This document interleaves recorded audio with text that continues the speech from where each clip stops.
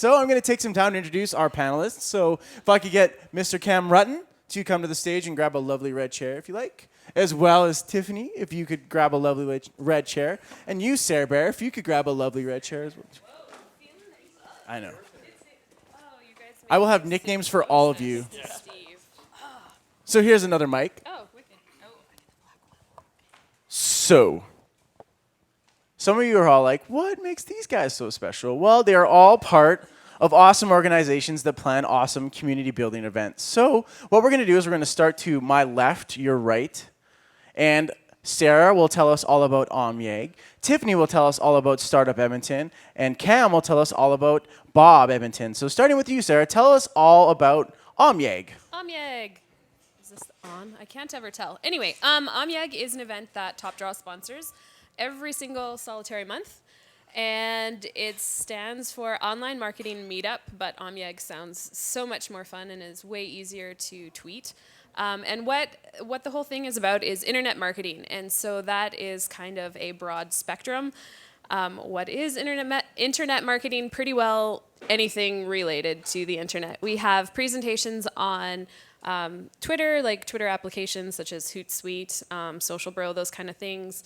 We talk about search engine optimization, conversion rate optimization, those big scary things. We try and break them down and make them approachable for everyone. So our target audience is anyone. We have a lot of industry people that come out to it, and we also have a lot of small business owners. And because it's a meetup, I don't know if you guys have been to meetup events, but you get some real random people, so that makes it interesting all the time.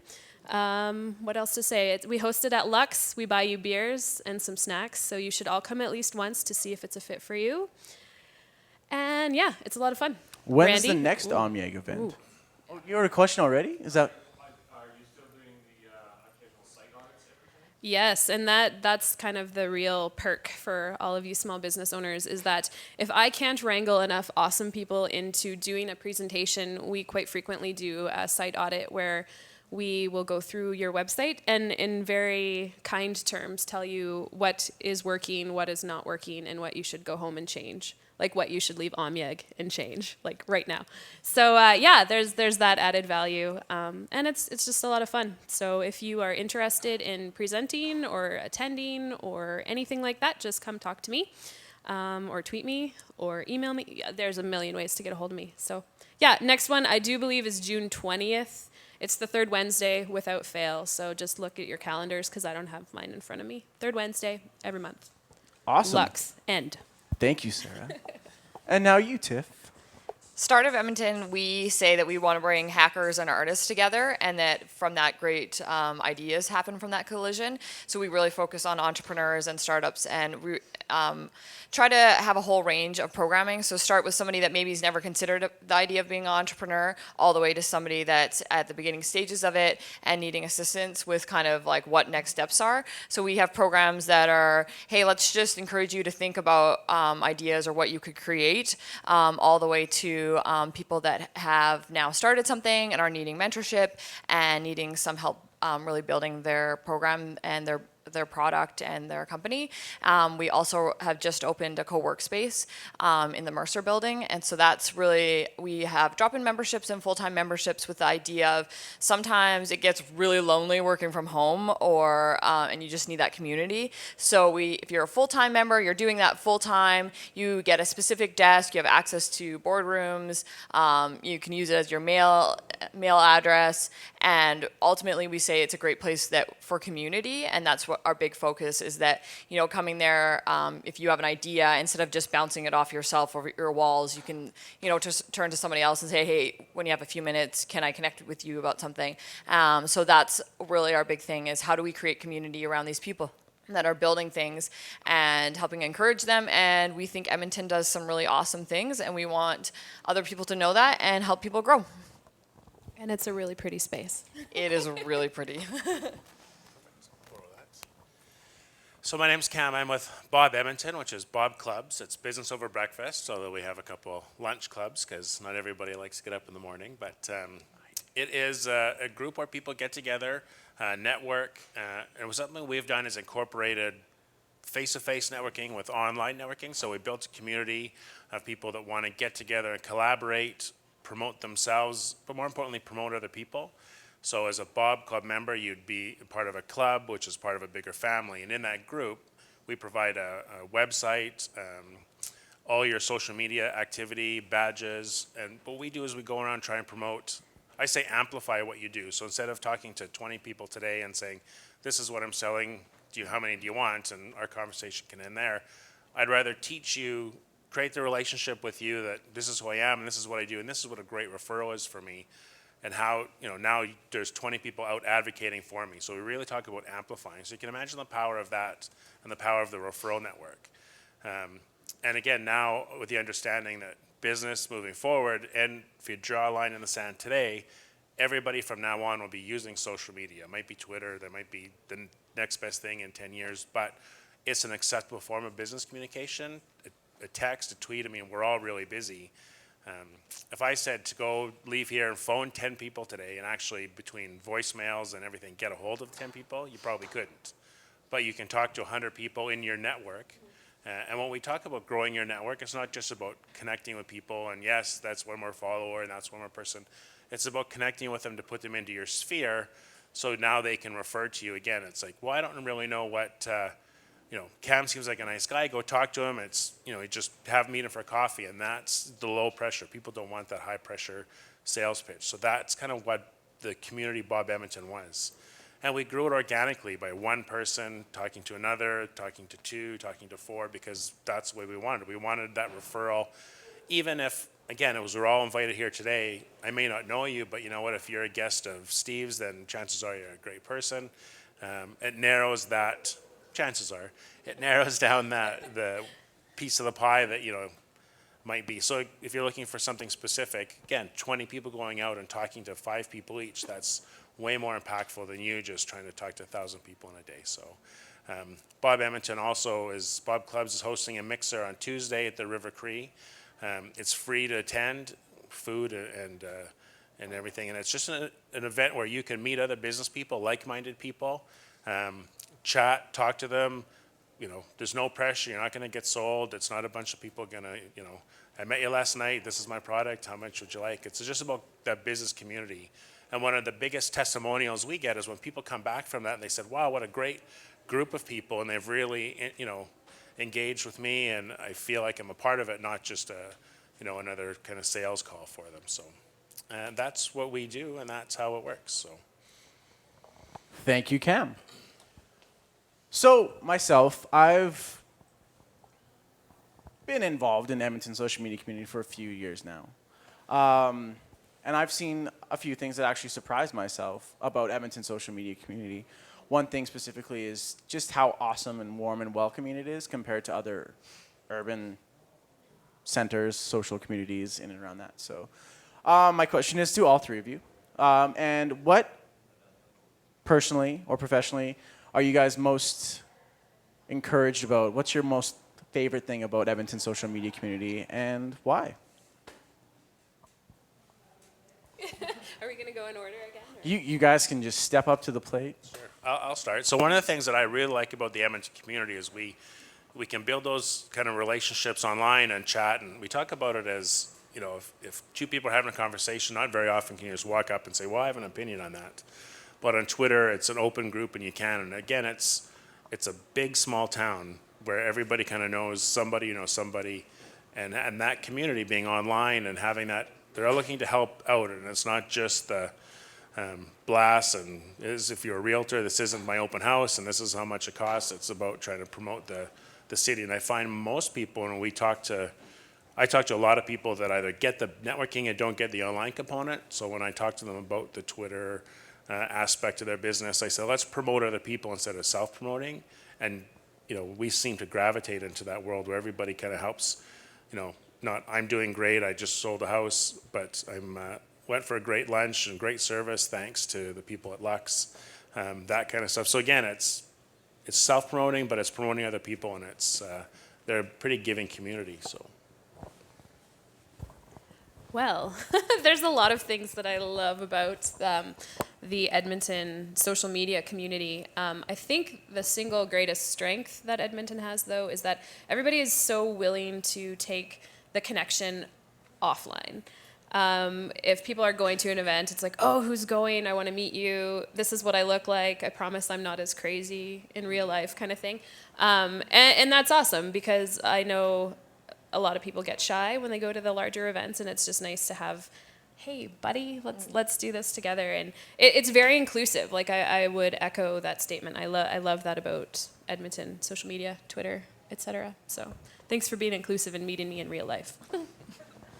The thing that came to my mind was that it's very positive, and so I think it's the combination of both of those, of people being willing to rah-rah someone else's, what's that they're doing, whether at an event or something personally, and that opportunity to connect with them offline, because if you are in a really large city, you may never have that opportunity, and so I think it's just really awesome that, you know, it's a nice sized community that you will be able to meet that person offline.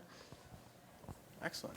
Also, if you guys at any moment in time have any questions for our panelists, just feel free to raise your hand and I will mosey on up to you, throw this mic in your face, not really throw it in your face, but place it gently towards your general direction, and you guys can also ask our panelists questions too. If not, I will continue to ask them questions and we will have this conversation and pretend you guys are not even here. But I want you to be here because you guys are having amazing questions. Also, people out there in internet lands, if you guys have any questions for our panelists, feel free to ask them and use our social media breakfast hashtag SMBYEG. And Morgan, if you could throw those my way, that would be awesome too. So, Edmonton social media community, small, big city, very warm, very welcoming. What, if anything, would you guys change about Edmonton social media community? What sort of opportunities do you think we have to kind of, quote unquote, as Emeril Lagasse would say, kick it up a notch and just like bam? Because I think that we have the foundation for something amazing. Like you said before, we have a social media community, I think, that rivals like Toronto's in a way that how everyone, like you say, it's very inclusive, it's not exclusive. You can go to a Startup Edmonton event, and then the next day you go to a Bob event, and then you're at SMBYEG, and you're seeing the same people, but you're also seeing new faces. And it's like there's no sorts of pretentiousness to it. It's not like, oh yeah, like you only have X amount of followers, please.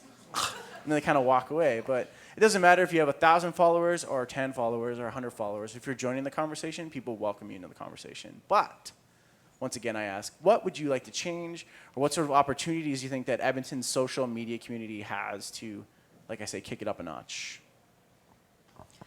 I think the thing that came to my mind was that it's still figuring out ways to help people that aren't involved in it to feel like it's not scary and it's not something that's very inclusive. And if you come and you flub up on, you know, on what you tweeted or a hashtag, that people are going to be horrified. And so I think it's helping people figure out, hey, it's okay. You know, everybody's kind of learning. Some people do have it figured out way more, but it is a community, and it's okay if you don't have it figured out. And I guess my point would kind of echo that. Like, I would really love to see, and we already do this to some extent, and I don't want to say activism per se. However, I think it would be fantastic, since we are such an inclusive community, since we are such a connected community, to really give empowerment and feet to our community. When somebody has a great idea, let's push that forward. Let's formalize this. Let's do this. Like, there's so many fantastic people and opportunities in Edmonton, and so many people who are poised on the edge of greatness. So I guess just to formalize how we, in some sort of way, like, come behind them and support them. I think we do a pretty good job of this, but we could put Edmonton on the map if we somehow all focused on that at once, I think. How would you do it? Go to everything. No, like, I think Cam pointed out, a lot of us do that when, you know, in conversation with somebody or on Twitter or in real life. Just get excited for them. Just talk about it and point out ways to support people. And if I can plug here, one of my coworkers, Janelle Aker, she just launched a website called I Dig Your Girlfriend, and it's awesome. Like, it fits such a niche in this community and totally going to mess up the acronym because I'm on the spot. But anyway, go to idigyourgirlfriend.com and you'll see, like, it's just so exciting to talk to her and to talk to Tara about what it is that they're doing. And they need the support. And it's like they're just on the precipice of something amazing. And I think when we recognize that, I mean, if there are friends, sure, we're like, yeah, go you, you're fantastic. But I think a lot of us see that in our streams, and we just need to gravitate towards that and push people to be what they were destined to be. You know, just to ditch the ego and say, hey, Steve, you've got a fantastic idea. I'm going to throw every ounce of support I can behind you, regardless of the benefit to me. So that's how I would do it. And Awesome. So look out for the greater good of the community instead of on your personal gain. So like you say, if you have a competitor in your respective field and you're like, oh, but I really like this idea, support it. That's really encouraging. Now with communities as well, Cam, did you have anything you wanted to add? No, I think that covered it. I mean, we're amplifying what we do. So again, somebody's new, they've got a great thing. There's 20 followers. Who's listening to me? I only have 20 people. But, you know, if leaders in the community and we do as groups just kind of, again, amplify very quickly, 10,000, if 10,000 people saw what you were talking about and 2% wanted to talk to you about it, I mean, that's a huge return. So, again, just having a little bit of social responsibility to be those community leaders and amplify what other people are doing and supporting them. I think the friend follower sort of, you know, this is who I like, and you know, all my friends who follow me might like this person. It's just going to kind of increase your brand a little bit in their brand, and it gives them a little bit more of a status. And I think, I'm kind of business focused, but I think in a business sense, if I look at a company and they follow us on Twitter and I go to their Twitter account and they have 2 followers or they don't do any tweets I'm like, it takes away your credibility. But again, if they're out selflessly promoting other people that, you know, if they just keep blasting advertisements to people, they're not going to listen. But if they keep talking about great people that they've done business with, and I would use restaurants, so Lux, for example, to say this is who's coming in and thanks for coming in and helping us out. I'm going to listen to that rather than just, you know, tune you out. And I say that pretty quickly. If you tell me 20 times how great you are, I don't listen very much. But if 20 people told me how great you were, there's a big difference to that, and it gives some more value. So. Awesome. So we have our first question online. Woo, God bless modern technology.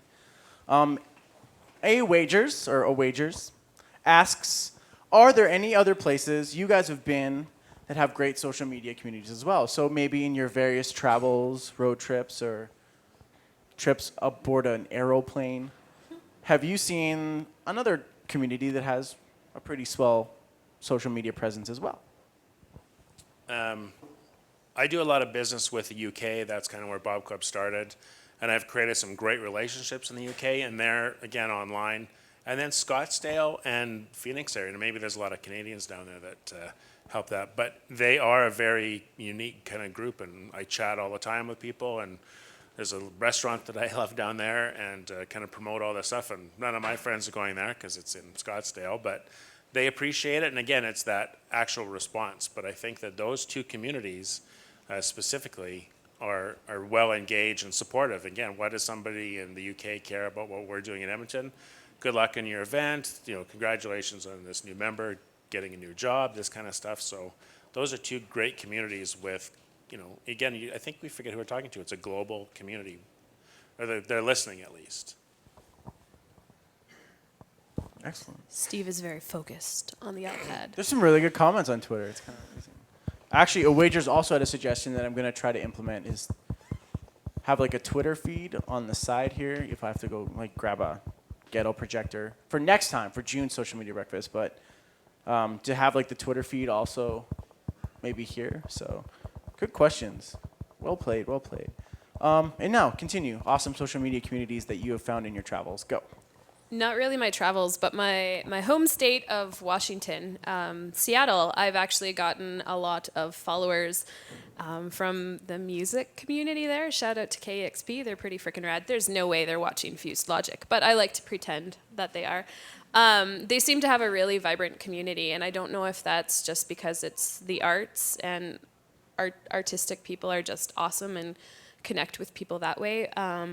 but also another Seattle-based company. I want to say SEO Moz. They're pretty active, and they've got a lot of people going on the Twitter. So yeah, Seattle. Woo, go Seattle. But I still think Edmonton's better.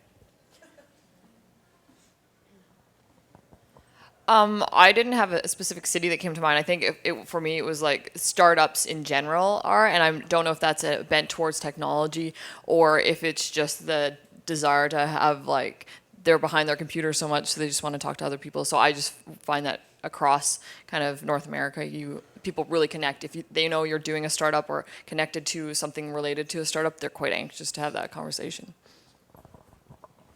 Another question, Jess, actually specifically to you. You said hackers as well as startup entrepreneurs and all that stuff. Are you talking about the hackers, like the techie ones that you saw in like the movie with Angelina Jolie, and they're like hack the planet? Are you also talking about those hackers that like take old technology or old machines and kind of retrofit them for their needs? Like, damn it, I forget what it's called now in Calgary, but they like take like they hack like espresso machines and they make it a lot better. Are you talking about those sorts of hackers as well too, or just like the nerdy ones? No, when we say They're all hackers, nerds, I we guess. like to say, we know that people think automatically like somebody that's hacked into something, but we think it's whatever if you have an idea and you're willing to like put it together quickly and kind of create something and see if it could be something more than that. And so the idea that you don't have to have something really polished first, but rather, throw something together and get it in front of people. See if they would buy it or if they would use it or whatever. And so it could be in the world of art. It can be in the world of technology. We think that hackers has a broader usage than just technology and code and hacking into something. Like life hackers. Yeah. Hack life art. Protospace. Thank you, sir. They're awesome. Check them out. I know. What? Another quote. Oh, sweetness. Tamara Weinberg, who used to be known as Tamara Stesic online. Hi, Tamara. What can our social media community do differently or better? Dun, dun, dun. Well, I think somebody talked about how positive we are as a whole community, and I think that's true. But there are some negative Nancys out there, and I just don't want to wake up. The trolls. No, I'm not even talking about trolls. I mean, people that we've all met and somewhat love. Sometimes they go through a rough time, and it's just like dun dun dun, everything's wrong. So I think social media best practice is to kind of gloss over that. We don't want to read it. No. I'm not talking about you. I'm very glad I got hit by a car. You're here. Wham. You're okay. No, because and for me personally, sometimes I view Twitter and Facebook and all of those social media outlets as my little friends and my little phone in my pocket, and I feel compelled to tell you everything, and that's not really ever a good idea. Definitely, I But agree. some people don't get it yet. So if you're one of those people who don't get it, get it. Get it. I think the other thing that we do is link everything together. So, like Sarah said, I send it to my Twitter, it hits my Facebook, it hits LinkedIn. Don't shout at everybody. I don't really want to see if I'm on LinkedIn to what you did last night, what the dinner was cold, or like you've got to understand there's a time and place for everything. I mean, Twitter is sort of the thread that stitches all the social media things together, but realize where it's going and what's being said. Because you'll see somebody on your Facebook stream and it's just this huge long list, and eventually it's hide. And then mute would be another good word for it. And then LinkedIn would be the same. So understand, you're talking to people and they're kind of looking at it, and it seems like you're shouting to me. That's what I feel like. So I would agree with all those things, that there is, that sometimes you just don't need to say some things. And so I think self-monitoring sometimes. Tiffany concurs. A question from Richard. Oh, a comment? All right.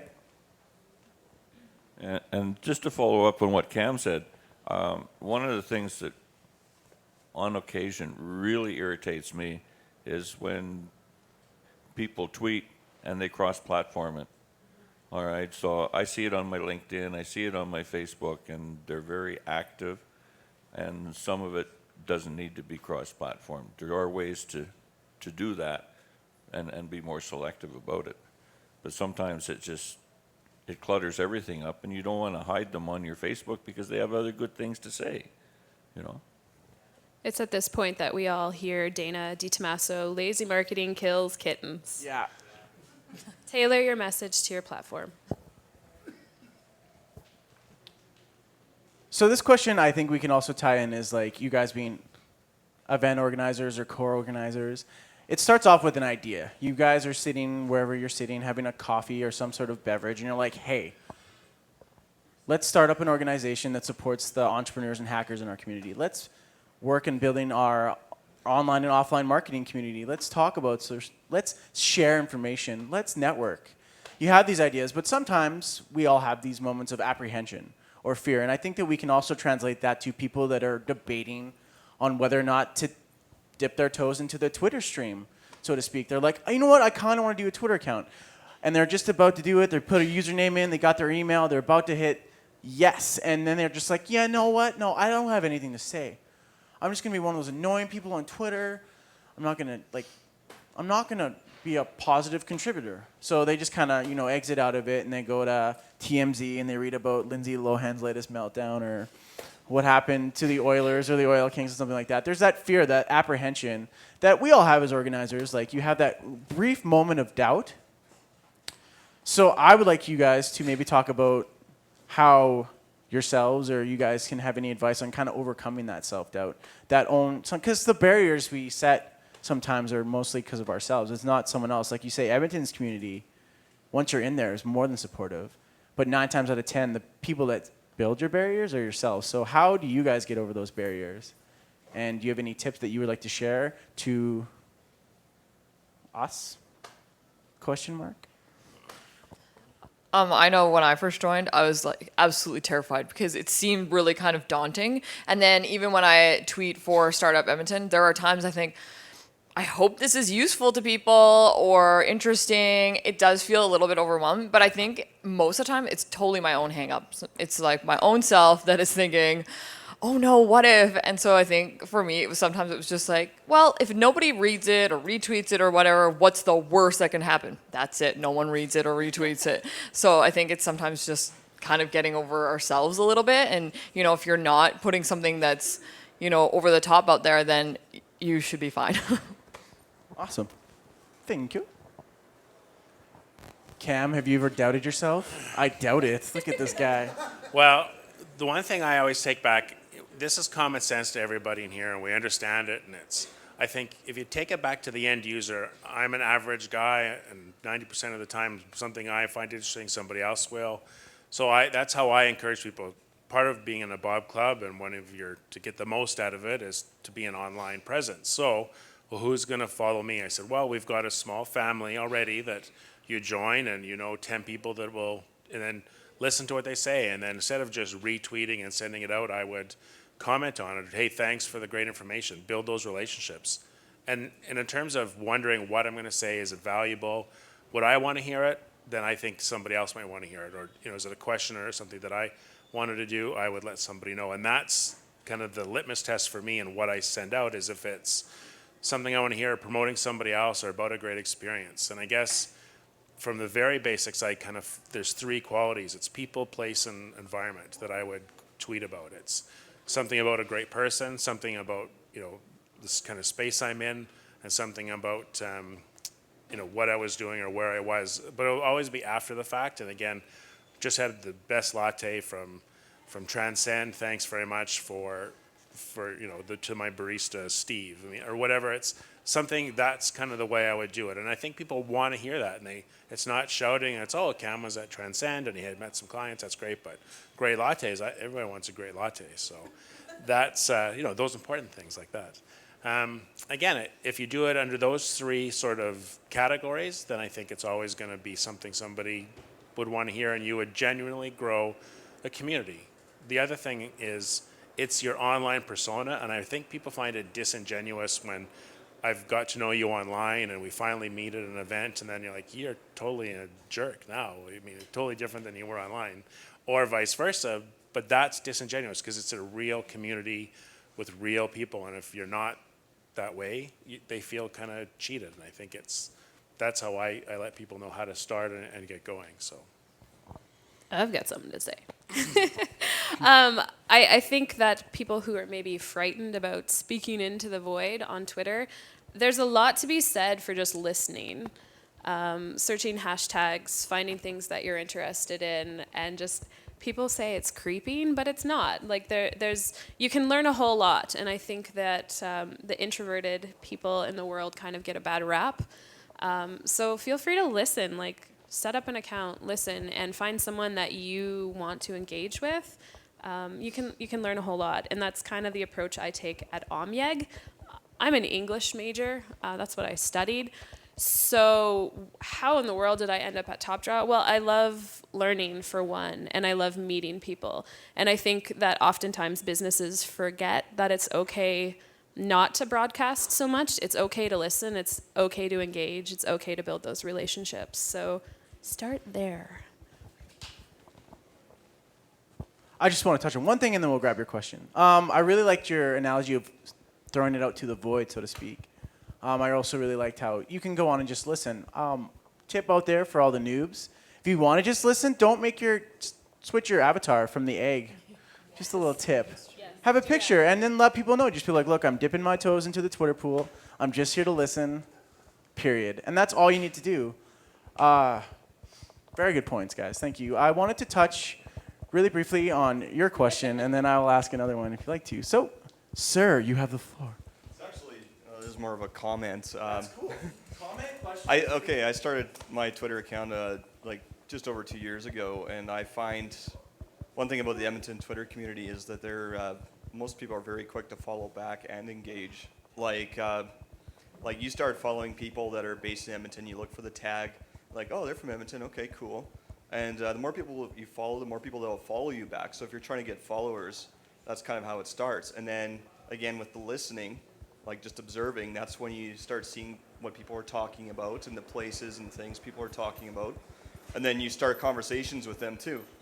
And that can lead to whatever. That leads to your interaction, maybe to tweet ups. You can meet up at, like, say, a food truck event, for example. You start. Which are amazing. I don't That's love right. those at all. But, I mean, certainly, like, I don't know, I found somehow I'm over 500 followers in 2 years for no real good reason other than just interacting with people and becoming acquainted, so. You do have a good reason because you're yourself, and people like that. That's good. I'm done. Awesome. Andrea has a question. Or a comment. Is it a comment? We're just getting a good pat on the back. We're like, Edmonton's social media community rocks. Just wait, one troll's gonna be like, it sucks. Hand over the microphone, Steve. Sometimes Stephen likes to hear his own voice. My comment was just about going from the personal to the professional as well. And I'm sure anyone who's done both kind of encounters that moment of, how much do you share on both? And I really struggled for a while when I started the School of Public Health Twitter feed because I thought it was all our faculty and it was all, academics and they wanted nothing but professional all of the time. And people weren't retweeting us and they weren't talking to us and we weren't getting followers. And someone finally gave me the brilliant advice of, you've got this personality over here and you've got great followers and you've had great discussions. So why are you so scared to share that in the professional space as well? People still want to see a personality as well as the academic stuff that they can take away. So don't be afraid to share that. And as soon as that somewhat common sense light bulb came on for me, things really exploded. So it's, we've talked about this a lot in my classes as well, is people really try to separate the two and don't be afraid to let them kind of pool in the middle and get dirty and share from one another because that's where you really start to build good, strong communities. Oh, thank you, Andrea. Can you speak into the mic, please? That was brilliant. If you're able to be yourself, it also enlists confidence in what you're doing, so you'll feel more comfortable doing it. instead of trying to like be a persona. Be yourself. So touching on Andrea and Nicole's comment, tweeting as yourself versus tweeting as an organization. Not only do you guys have personal Twitter accounts, but you also have organizational Twitter accounts that you manage, whether it's Top Draw, SMBYEG, Startup Edmonton, Bob Edmonton. So where do you guys draw the line? And sometimes it also helps to promote and grow the communities through your personal Twitter accounts. Myself, I sometimes play around on the SMBYEG Twitter as well as myself, but I also make sure to promote the events through both.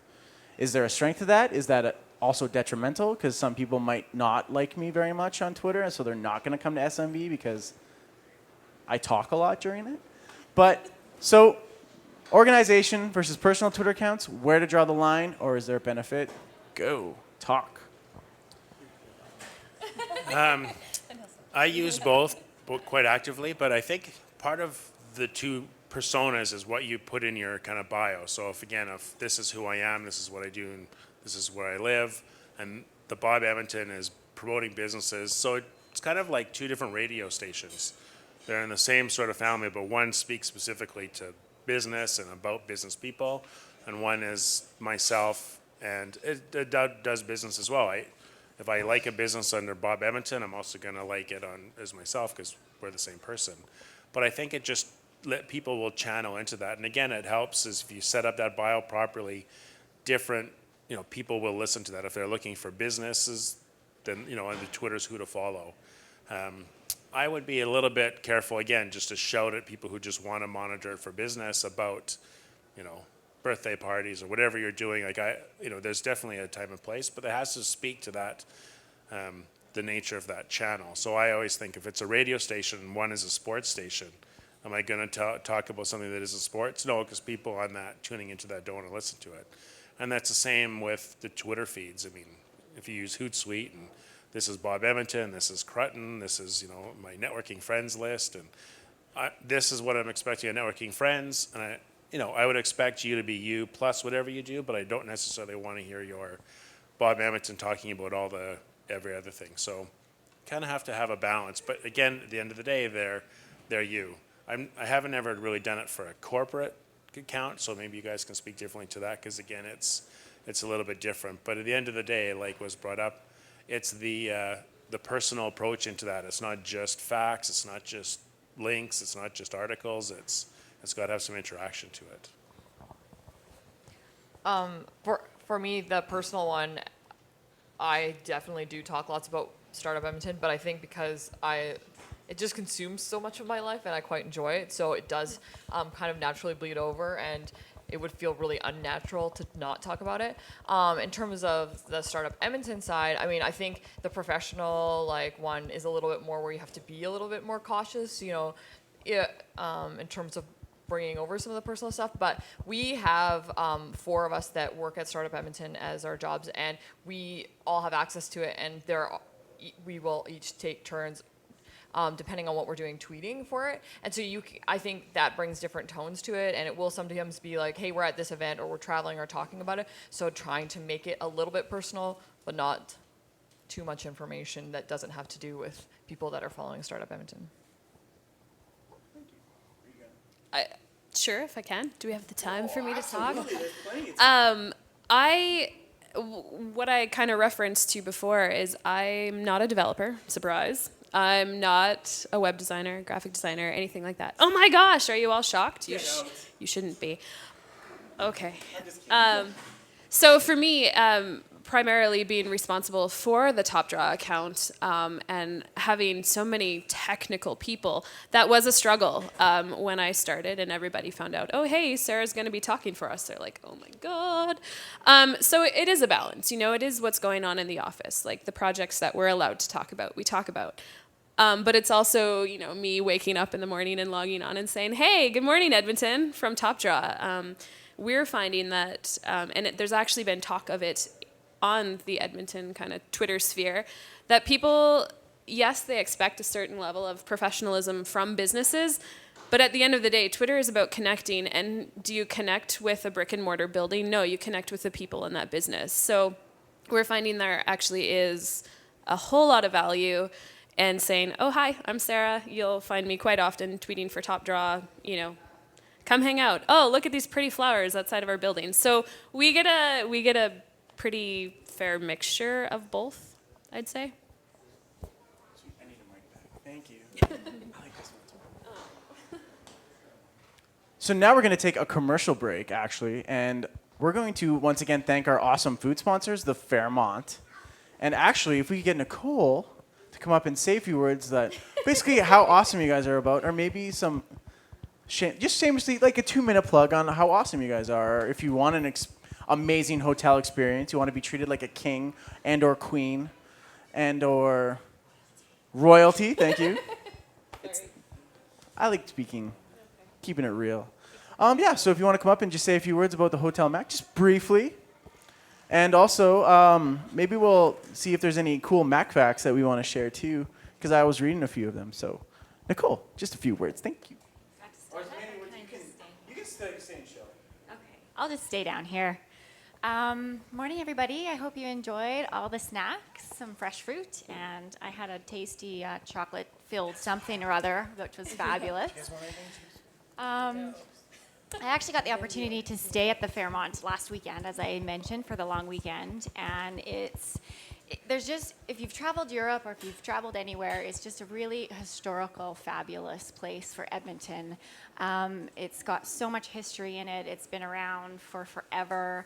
It's got the best view from a hotel in the city overlooking the river valley, and fabulous feeling bed. I don't think I've had a better sleep. I slept until 11 o'clock in the morning, which was lovely, and the food is to die for as well. So I don't know if you guys have had they have this amazing buffet in this beautiful ballroom that's all decked out like old Victorian and European hotels. So it's not necessarily about a hotel stay as a traveler, but even if you're there, it's about the experience of being at the Hotel McDonald and just being engulfed in everything that you can see there, and take a stroll through the hallways and see the old photographs and the amazing molding on the ceiling, and it's just a really, really beautiful place, and it's about the experience. So I hope that you guys can all take some time to go figure out some facts and enter the contest. We've had some pretty fun facts so far. I love the one about the flourless chocolate cake, because yes, it is very good. So if nothing else, come and enjoy the food if you can't leave your home. But it's a fabulous, fabulous stay as well. And really, really famous people stay there for a good reason. I think Metallica might be staying. No, I'm just kidding. Are you kidding? We're not allowed to say. So I'm going to bring you guys a random Mac fact. Once again, you guys can tune in and find out your own interesting Mac facts. The suite that the Queen stayed in actually has a very small window. However, they couldn't change said window because the Hotel McDonald is indeed a heritage building. So they can't do anything to modify it or change the structure of it because it is a heritage suite. So not only are you staying in a fancy schmancy hotel, but you're also like taking a trip back through time. It's like funny story, my basement's also like a trip through time, but it's like the 1950s. So if you want to go to the 1950s, house party at my house. But if you want to take in the awesome history that our city has to offer, definitely check out the Hotel McDonald. And thank you again for the awesome sponsorship, guys. So this question is geared more towards Tiffany, but you guys can jump in as required. Startup Edmonton also helps organize some other amazing events, specifically on sharing information or like kicking things up a notch. So, for example, we have Demo Camp, and we have my personal favorite. There's TEDx, and you guys have all seen a TEDx talk. There's actually a TEDx speaker here who presented. So I'm actually gonna throw this maybe a question to Randy as well too. But tell us more about sharing ideas in the community, and maybe specifically what Demo Camp does to help do that, or what TEDx helps to do that. And maybe if you guys have any other events that you guys have seen that you want to give a shameless plug to or spotlight, please feel free to do so. So other events that help share ideas or build communities, starting with you, Tiff, in the So TEDx Edmonton, yes, shameless plug, June 9th at the Citadel, TEDxEdmonton.com if you want tickets. We think that great things have to start with an idea, but we also think that ideas are great, but unless you do something with them, they're only an idea.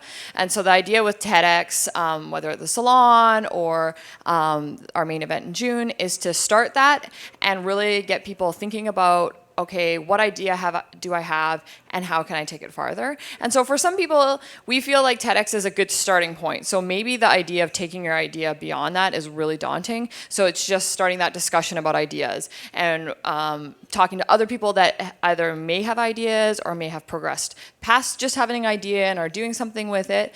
And then our goal after that is to do different things that allow people to really activate those ideas. And demo camp's a really cool way to do that because it's basically just show and tell for the community. And so we try to get 5 to 7 people that have built something in a variety of forms. Sometimes it's really just low key. It's never going to be more than just somebody's cool hack job. Mac did one with the Xbox, and he just did it for fun because he thought it'd be cool to have it in his house, and he would be able to give it different commands to tell him the weather or different things like that. And then there's people that have it really farther and are hoping to create a product that they can sell and provide for the community. But it's just that opportunity for people to say, hey, I had this idea, I tried it, and what did you think? And so demo camp is a chance for people to present. They have 7 minutes to show their idea. There's no PowerPoint. It's just a pure demo. And then they have 7 minutes of questions. So people asking different things, and it's that chance again for people to maybe say, hey, did you think of it this way, changing it? Or what about using it this way? Or people just saying, hey, I love that idea. One of the last demo camps we had, somebody said, can I give you my wallet right now because I love your idea that much? So it's just that chance to really encourage and create that community of building and moving your ideas beyond just an idea and helping people get excited about doing things, whether or not you become a big time millionaire or it's just you've created something really cool. Awesome. Now, do you guys have any other events that you really dig? I'm really excited about TEDx. Are you? Really excited. June 9th. Awesome. Well, we do have a presenter, so I'm just going to throw a question out to one of our audience members, Randy. Randy presented at the Salon Series, did you not? So maybe if you could touch upon briefly on what your presentation was, how you really loved embracing the TEDx format, and maybe what you like about Edmonton's social media community. So Randy, a.k.a. Randwolven, our group of rogues on Twitter. The floor is yours. Thanks, no pressure. TEDx was fantastic, terrifying, but fantastic. Because, yeah, as you said, it's a way to get those ideas out. But I think what I spoke on there and what's being talked about today kind of dovetail nicely, because one of the things I was talking about is how to actually use social media to affect change.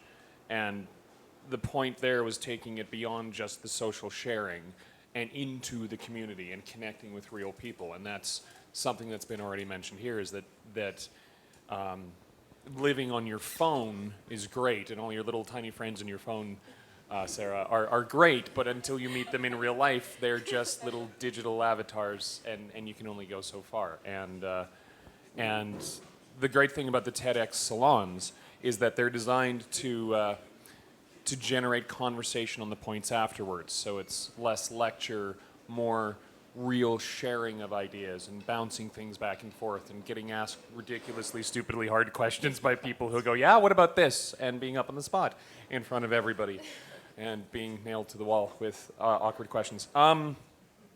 So yeah, and that's what I love about the TEDx atmosphere, and I think that's the important thing about social media and events like this and events like SMBYEG, is that it takes you past the digital land where everything is safe and everything is, you think it's intimidating for some people starting social media to tweet. Meeting in person is like, what? No, I have a computer to hide behind. I'm not going to meet in person, then they might see me. Which, as soon as you realize the other person you're going to meet is feeling the exact same way, the stress is gone. And you can get some really meaningful connections out of that. Did I answer the question? Was there more? Okay, thanks. Also, a little did you know about Randy is he's also part of YEGProv, so you guys should definitely check out one of their shows. Because it's also a great example of community building. Maybe one day we'll have a YEGProv. Yeah, it's basically Twitter improv. Maybe one day we'll have a Twitter performance, Twitter improv, YEGProv performance at a social media breakfast. A bunch of guys who are all groggy who have barely woken up in the morning trying to make you laugh. I can't wait. My question now is, and we've kind of touched upon that, sometimes there's negativity in the community. Sometimes there's, let's face it, it's not all wine and roses and unicorns and rainbows. Sometimes there's conflict in the community. Sometimes you'll see two very vocal people online get into some sort of a fight or spat, verbal sparring. Richard's like, never. Sometimes it happens. So maybe what would you do if you guys were engaged in a conflict? Or how would you deal with a conflict in the community to either quash it or maybe you want to egg it on? Who knows? But what would you do if there's conflict in the community? You get a microphone and go on Fused Logic and say, Jerry, I'm so sorry for arguing with you about macarons. I was not wrong. Anyway, this So is, you were actually engaged in a conflict? yes, Jerry and I had a Ooh, debate. case study. Yeah. Well, and it's really funny because, I mean, it talks about Cam talking about local businesses. We love Duchess. Everybody loves their macaroons. I say it like a total yank, and that's fine. And Jerry's like, well, no, they don't sell macaroons at Duchess. And so we got into a heated debate because, I mean, really at the heart of it, I'm American and I can't lose. And so it's a curse. It really is. So Jerry and I went back and forth and I was like, oh, I feel bad. I shouldn't have tweeted that because I said only, I don't know if I should say that, but hipsters are assholes. Insist on it being macarons. Did you tell him that bacon sucks? Please don't tell him that. No, I love Okay. bacon. No, we still Record have that in scratch. common. But it was kind of awkward, and now I'm standing in front of like 20 people talking about it. But I really like Jerry, and so I was kind of like, how are we going to bridge this gap? So But it's a French to English translation. I'm so not French. I'm sorry. It's a big failing. I'm not French, and I'm American by birth. So...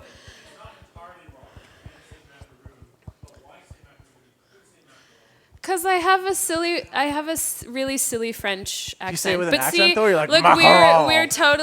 we're totally working this out, and I think that's what you I have love to how do. this is a conflict in Edmonton's Twitter community. It's like, it's macaron. Macaroon. No, macaron. And then you're like, hey, we both love bacon.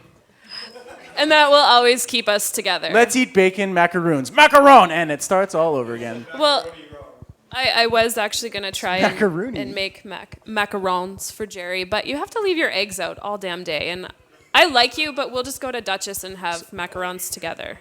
So, Okay, we'll go. do you have a point? We'll meet up later. Rick? This is a heated debate. Yeah. And there will be 500 tweeters out there egging both of them on. Yeah. It's totally true. It So happened. sometimes it's like the schoolyard mentality. Two people get into a conflict with varying degrees of intensity, i.e. macaron versus macaroon, or Sorry, that was a very silly example. well, there's been other issues and stuff like that. So going on, I'm sure maybe you guys have less severe issues. Maybe there was something you guys ate at Duchess and you want to correct the pronunciation of it. But there's other conflicts. There's other things that happen in our social media community. For example, won't name names, but there was an organization that posted a rather inflammatory ad on Facebook some time ago. And there was a very heated debate in not only Edmonton's Twitter community, but North America-wide. It kind of went viral, quote unquote. And then there was this huge issue. And like you said before, and like Richard so eloquently put it, there's two sides to the coin. There's one group of people that are firmly entrenched in their beliefs, and there's another group of people that are firmly entrenched in their beliefs, and then you have your gray area with your people in between are just like, I don't see what their big deal is. So with those issues or any other issues, exactly, back to resolving conflict in the community. So. No, that was awesome. I think for those scenarios, people are always going to say bad things. So you just have to either let them vent, and you can monitor from a business on that specific issue or an issue like that. you have to use that filter. You can't just, there's no bravado and you can't just say things. You've got to actually be able to stand up. People will call you out on what you've said, so I can't just randomly say something that I wouldn't necessarily if I disagreed with you in public, would I say it to you in public? No, but I can on Twitter.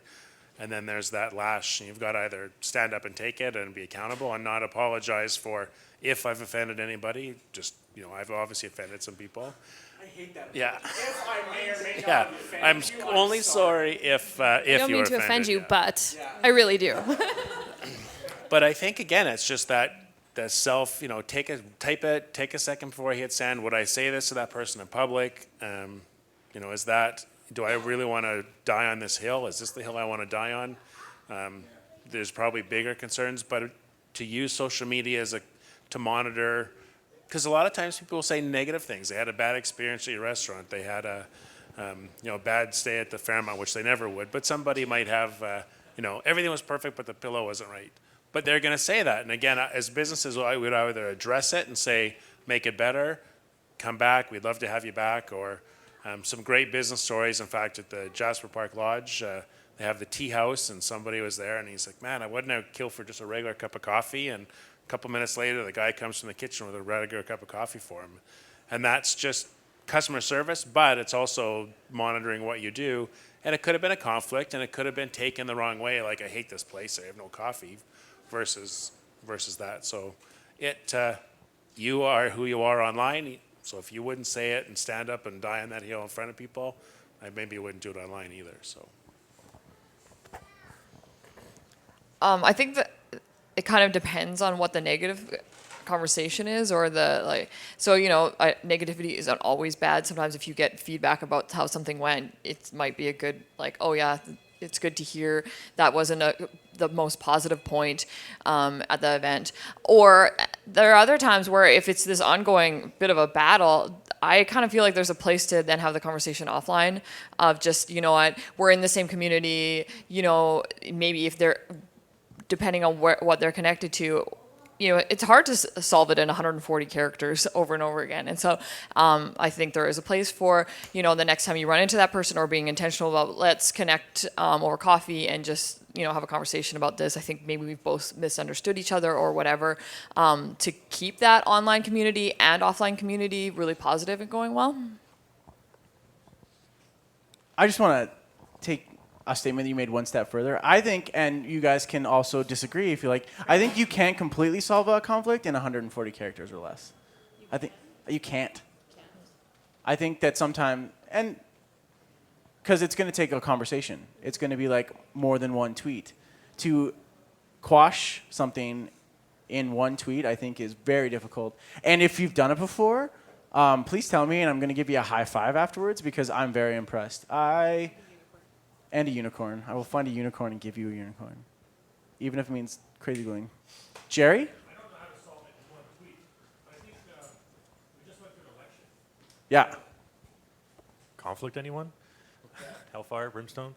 So I think in politics, if someone's aligned with the party and you're aligned with the party, or even if you're not going to change their opinion, okay? So why try? Just say, understand each other's views without being hurtful. And if you do see someone kind of getting out of line, we can kind of police it too, friendly, gently. But yeah, just like Cam said, would you say it to them in person? Think about that. I think the biggest part, again, too, and what's so great about the community is, once again, taking that online presence and translating it into an offline.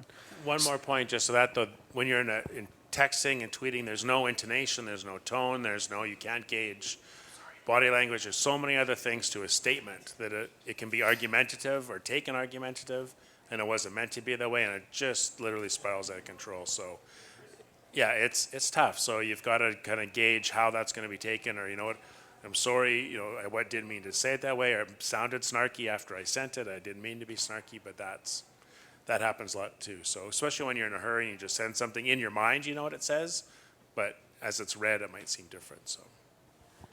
One of the ways that I diffuse conflict is, one, I vet the people that I follow.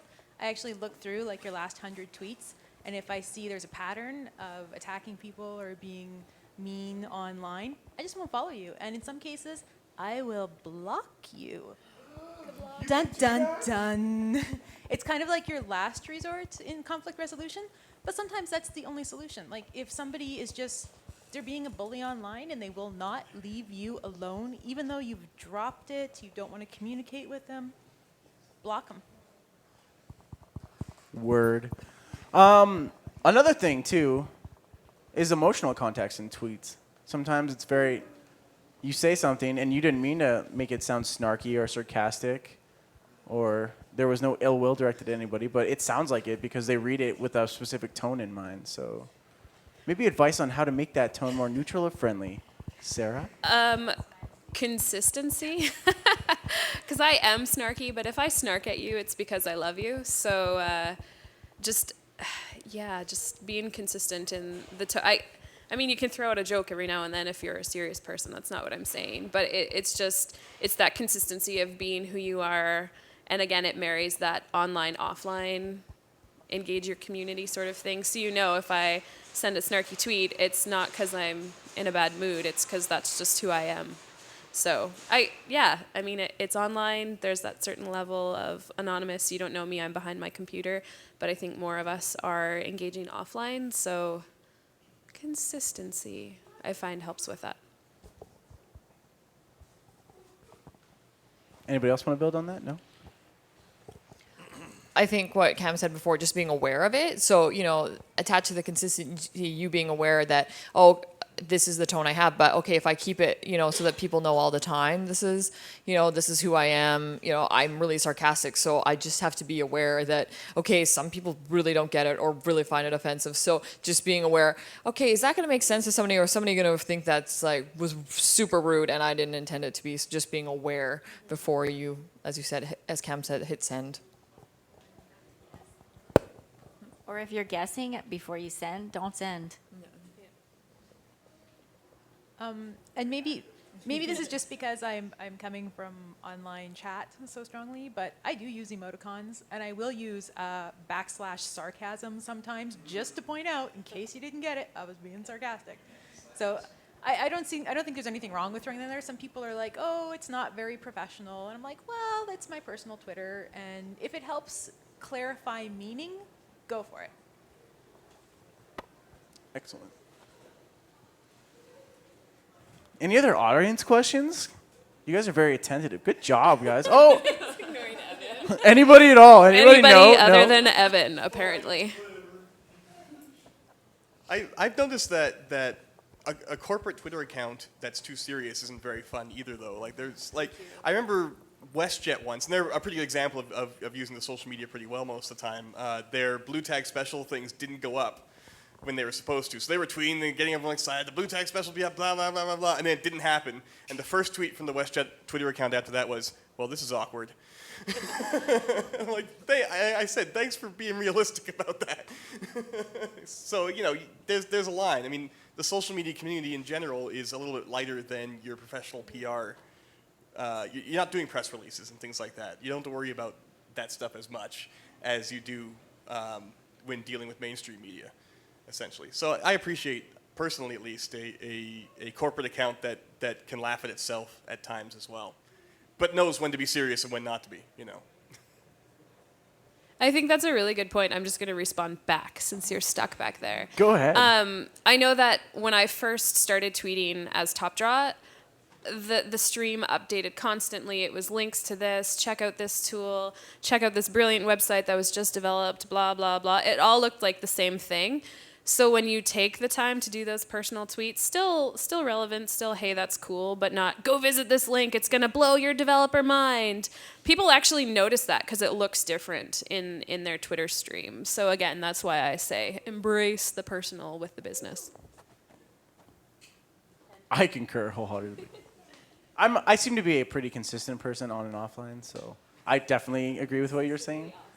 Consistently, meh. Not really consistently awesome. I'm just hedgehog. It's not like just hedgehog. I should put that on a shirt. Oh, note to self. Anyways, where do you see the community going in 1 year, 3 year, 5 years? Do you think it's going to be consistently awesome, or do you think that maybe there's opportunities or stuff on the horizon that maybe you see at SMBYEG, maybe you see at Startup or Demo Camp or TEDx or the fantastic Bob Clubs? Like, do you guys see anything on the horizon that maybe you want to share with us? You know, I think everybody's taken, Facebook is starting to become so business oriented. You hear about everybody's events, you hear about, it's hardly anymore about personal. But I think we're going to go away from that and maybe hit a little more with Pinterest. You know, you can choose what to see and who to listen to. But on Twitter, I mean, again, with those feeds of all the promotions and stuff, just people retweeting subject matter, and if they read it or this is great, I think it's going to kind of get away from that because we all get tired of that. Or we'll mute or block those people that do that because, again, it's just time has become so precious, and, you know, we're on our phones and it's, you know, we're talking to people, but we don't want to have to sift through all of that, especially as you grow your following. You hit 2,000, 3,000 followers. I mean, you get a lot of stuff that, you know, it's there 1 second and then 2 seconds later it's gone. So we want to have quantity and quality versus quantity, which I think is where the direction will be. It's a little more about valued real connections than it is just about connections. So more sweet tweets instead of more tweets, period. I think so. Like, I don't really want to know, you know, I can go back and see some of the things if it's important, but we have other medium and we're quick to send it out. So in terms of, you know, business opportunities or just what's going on in my day or this is what I'm doing or this is what happened this weekend, those are great. But if you just keep resending stuff and automatic retweets, and it just tells me you sent it out, you don't have 2 seconds to, you know, put some value behind it. Like, I really liked what this person had to say, or, hey, I read this, instead of just populating what you do. I think there's going to be more value. And then I think we're going to, as more people become comfortable conversing with it, there will be more actual conversations through Twitter and through the new, as we grow the communities. I mean, it's going to be not just, right now you see some people and they're promoting their business, they're promoting what they do. It's kind of one stream, and they'll kind of get more comfortable with it and grow. So I don't know where, I think we're just going to start phasing out all the advertising and this marketing component to the social media and have a more of a genuine community, or we're going to definitely have channels for, these are the people I want to listen to about personal stuff, and this is the stream for the other stuff, which like is probably won't read all the time. So Yeah, no, I think that, just touching on what you said, I think that the phasing out of marketing promotions, I don't think that's going to happen completely, but there's going to be a genuine like tone towards it. Like, you're going to engage in conversations as an organization, but also you're going to be like taking that connection. So you're talking to someone on Twitter and you're like, oh, this would be perfect for this. So i.e. if it's the Hotel McDonald, for example, if someone's like, oh man, you guys are great, I stayed with you once, and you're talking here and there, and he's like, oh man, I have no idea what to get my wife for our anniversary or something like that, then the Hotel Mac could be like, well, check out our executive suite. They throw a link on. They're like, oh my God, that's perfect. And you're like, try the brunch. It's amazing. And they're like, oh, brunch. I love brunch. And you're like, I know, right? And then, you know, something like that happens, a genuine connection. The clubhouses are also amazing at the Fairmont, but. You don't need followers. You're in the whole conversation yourself. I know, right? I pretty much just talk to myself all day on Twitter. Andrew? But I think there's different ways to market on social media, like Facebook. Like, for myself right now, for the month of May, I'm marketing, but I'm interacting with my fans, like on my Facebook fan page. I'm doing trivia questions to get people involved, but I'm also marketing my cooking classes, right? So it's all marketing for me, but it's fun for the followers too. You know, then when I go on Twitter sometimes and I see people that are all sell, and it's boring, especially like insurance people, and just like it's all sell. It's boring, right? So like there's different aspects of marketing on social media that I like, and I agree with what you said, but I just thought I'd throw that comment out there. well, to your point exactly though, but those are your fan page. That's an opt-in. I've opted in. I want to hear what you're saying. It's not, you're just not shouting at people. And I think we're going to go more to opting in. Yes, I want to hear. Do I want to sign in for your e-blasts? No, but I want to opt in. I go on Facebook and I hit fan pages and I follow these companies. I'm opting in, but don't just shout at me every time. And I think that's going to be more what's happening. You give me permission to listen to what you're saying, and you also give me permission to opt out if your dialogue is going from where I don't want to go. So I think we will take ownership of businesses, we'll take ownership of people. And again, if all of a sudden I don't like that, or maybe you know, we've got young kids and we're following these kind of businesses, and then now we no longer need to follow stuff that's relative to young kids, we're unfollowing those pages or just not listening to them anymore. As you know, you're a golfer in the summer, you look at all the golf stuff. In the winter, you're a skier, you look at ski stuff. So am I watching all the ski pages in the summer? No. So, but you're, like you said, you're opting into those things, not just shouting to that. I think people tend to get their terms a little mixed up, or they don't get their terms mixed up. They just haven't separated the fact that, I mean, getting the word out about what you do and why you do it is marketing, but there's a whole bunch of different categories under that. Advertising is one. Social media is a different one. You can't advertise on social media. You can market there, sure. You can engage with people, you can give them value, but the whole sell, that's part of advertising, and that's one little silo of your marketing message. And when people think that's, oh, marketing, advertising, social media, it's all billboards, right? It's all just me, come buy my stuff. And the nice thing about social media is that it kind of monitors itself that way, because that stuff doesn't work. So you get people who either use bots, like we've found all over the SMBYEG feed today, or you get people who just, we tried this Twitter stuff, it's not working. We're advertising on it 5 times a day. No one's following us. I don't get it.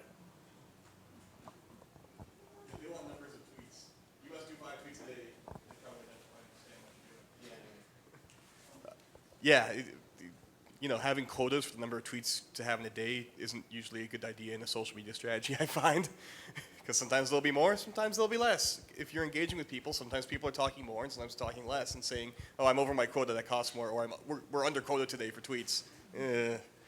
But on what Randy was saying about, you know, broadcasting instead of engaging, how many of you followed the Global Edmonton Facebook page on Facebook? Have you ever, do you read the comments, or have you started to just ignore them because they're so awful? Yeah, and that's because Global never engages. They never say, hey, be respectful or anything like that. They just post a link and they're done. And they let the comments go off the deep end. I mean, if you took most of those commenters on some of these stories and put them together, you'd probably get a lynch mob ready to go. It's just, it's sad to watch, and they're doing it wrong. Take notice, Global Edmonton. So once again, I think it goes back to quality over quantity. So back to our question. What do you see on the horizon of our communities? Well, as a mom, there's been a big trend for people to unplug. We're on this lovely pendulum or swing set, if you were, where we love technology and now we hate technology. So I think it's going to swing back. Like, I don't know if everybody else who doesn't have a toddler has noticed that anywhere. But I think there will be a trend towards, let's shy away from technology a bit. Let's get back to the face-to-face, the meet and greets, the old school sort of way of connecting with people. But that said, I don't think social media is going anywhere. Like, it's going to be a permanent fixture, and it will morph in a variety of different ways, I'm sure, as the technology changes and increases. Maybe I won't need my phone. Maybe I can tweet you from my arm or something. But I don't know. I see people pushing hard for the old school face-to-face bit again. It's a good thing we offer that opportunity. More with meaningful OMYEG. personal relationships. Yeah. Yeah. Sorry, I have a microphone. I should use it. That's all good. Anyone else? I concur with both of those thoughts. And I think the cool thing about social media is that, you know, you look back and it's still relatively new. So 5 years from now, really, who knows what it's going to look like, and what will exist or won't exist, or what will be the MySpace 5 years from now. So.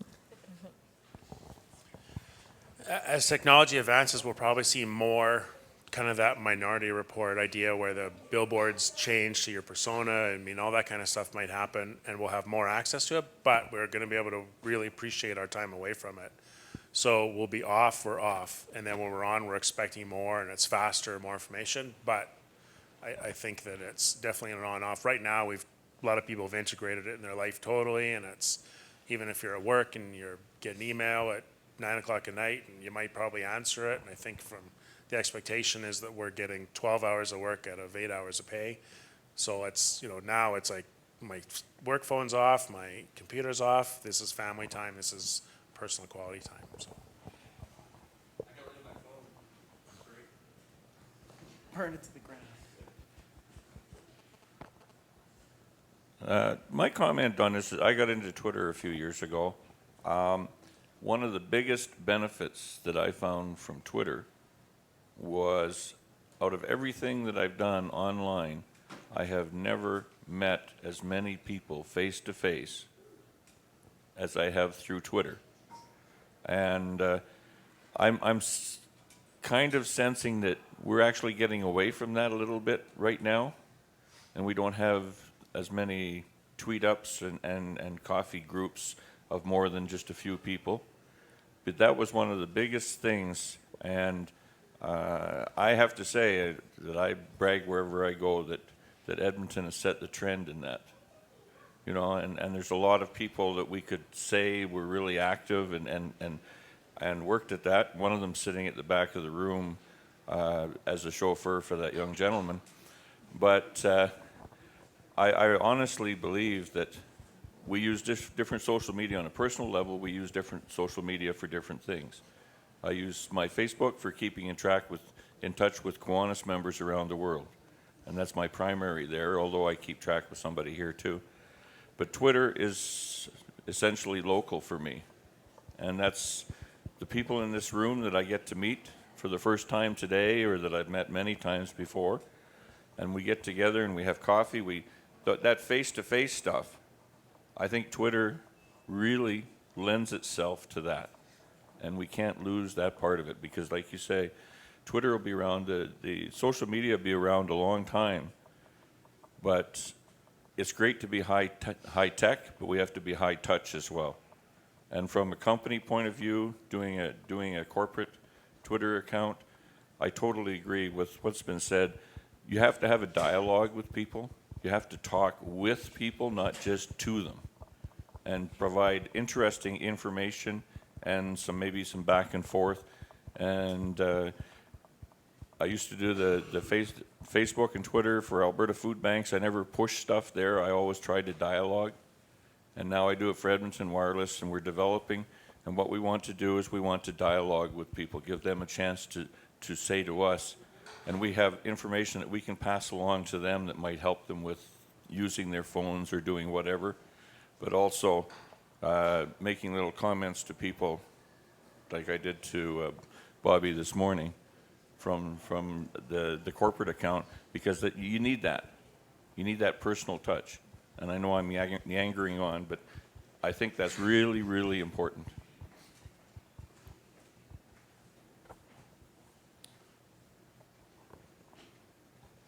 Personally, it's really cool when a company tweets you or follows you.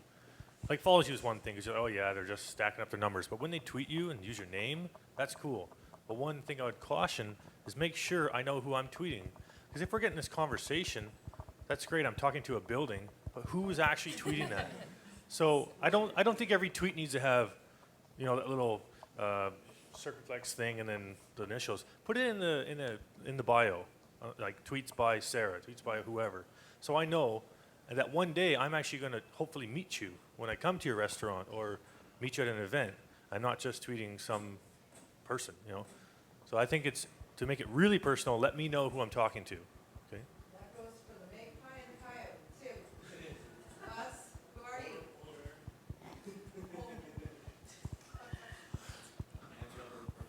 So what I'm going to do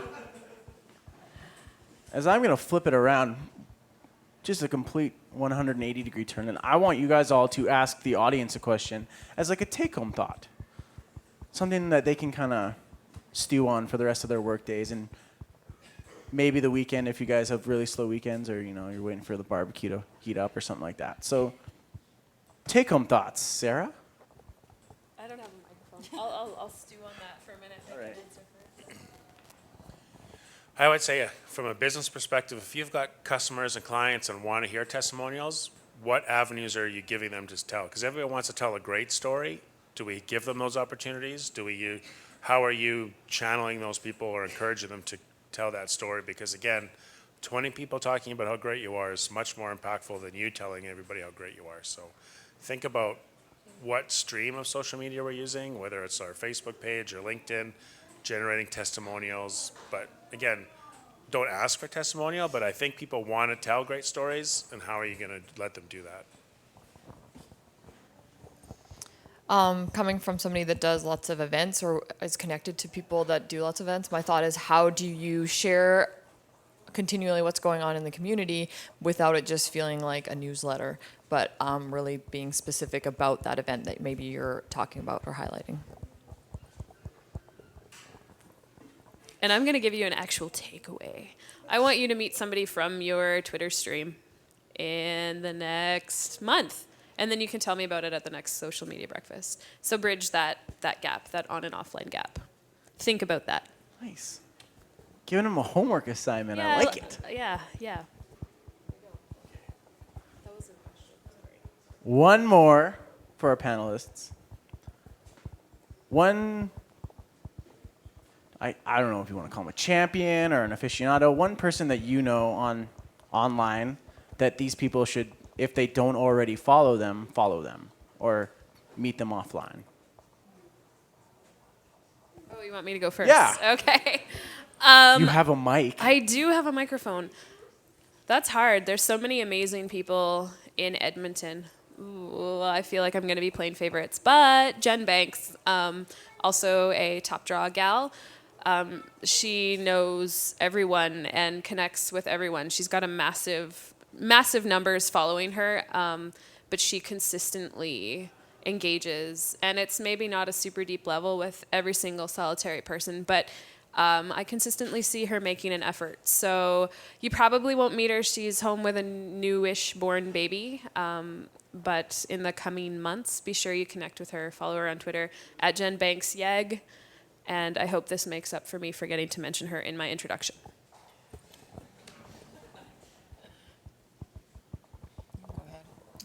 I would say somebody in one of the Bob clubs. Her name's Sherry Greer. She's a realtor, but she's become such a great Edmonton promoter and really just wants to meet people, put them in your network, and learn more about you. Because again, she's a center of influence for a lot of new people, and she's kind of taken to Twitter. Was a new start on Twitter about a year ago, and has just really ramped it up. Is kind of doing it just right. So I would say at Sherry Greer would be somebody I'd want to meet.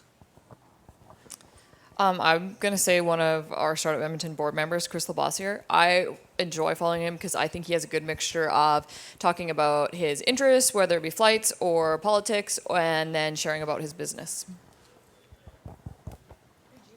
Who would I pick? I want to ask me that question. I did. You have to answer it. Oh, man.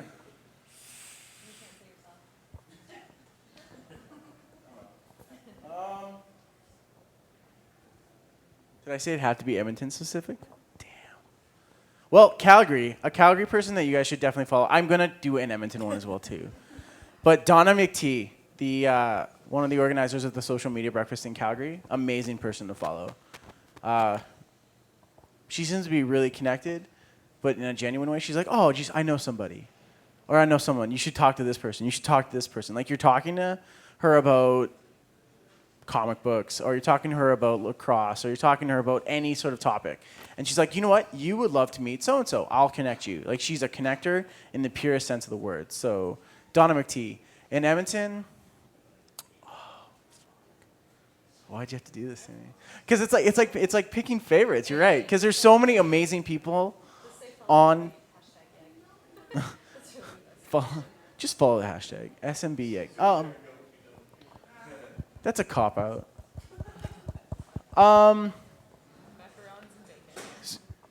Do you want? Okay. Who? I didn't get that one. Sorry. Trish Walker is Talker 1, the number 1. She's really cool, a lot of fun. She's a mother, and she comes out to a lot of things. And the whole drift thing last week, she kind of rallied that up, and she's a good advocate. So they're a little pushy, but she's lovely.